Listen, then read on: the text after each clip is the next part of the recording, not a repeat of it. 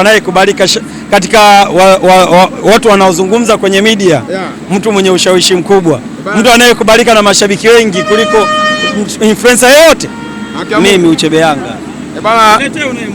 Nasikia wanasema kwamba wewe una ndevu ambazo zina gharama kubwa kuliko bajeti ya mnyama.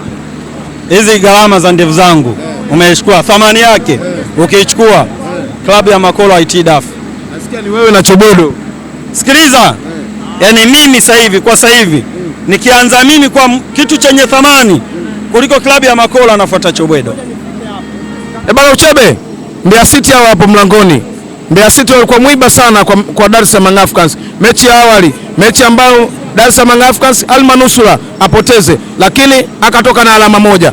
Mbeya City ndio timu pekee ambayo mwanzo wa msimu ilipata alama moja na wakajivunia mbele ya Yanga. Unazungumzaje mchezo wa leo? Tema mate chini, sio anatusumbua Mbeya City.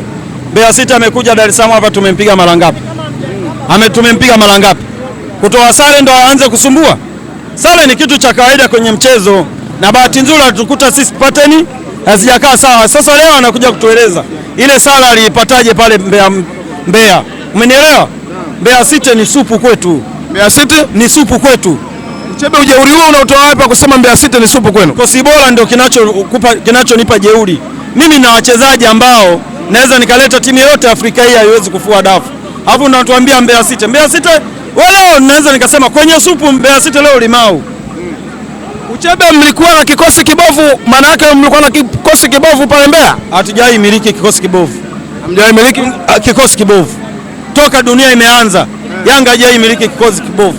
Uchebe, unawaahidi nini wana Yanga katika mchezo wa leo, wale ambao wanafuatilia BBS Media? Cha msingi waendelee kufuatilia BBS Media, waone mambo mazuri ya michezo, lakini leo nawaambieni dhidi ya Mbeya City asubuhi, yani ile saa 12:30 na mchezo unaanza. Tukifika saa 1 tuna goli zetu kibindoni 3, tunaendelea kushangilia. Tunauliza wapi wana koma kungwanya wapi? Wanaanza kuuliza yanayowachanganya mataa. Uchebe, Mbeya ndo kwenu na hii ni Mbeya City. Uchebe, ni wazi kabisa leo watu wa Mbeya wakuache kidogo. Yaani mimi leo nimkatae baba yangu kisa baba wa kambi?